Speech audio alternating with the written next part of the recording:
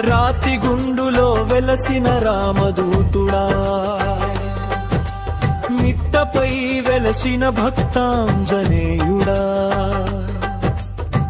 పెబ్బేరు ప్రజల ప్రాణదారుడా,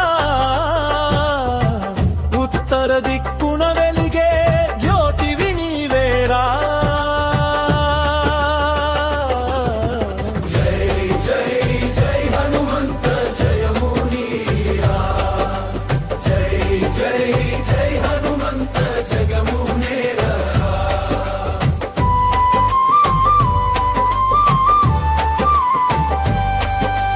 చెరువు గాలి వీచే పవిత్ర క్షేత్రంలో చెంత చేరితే చాలు చింతలన్నీ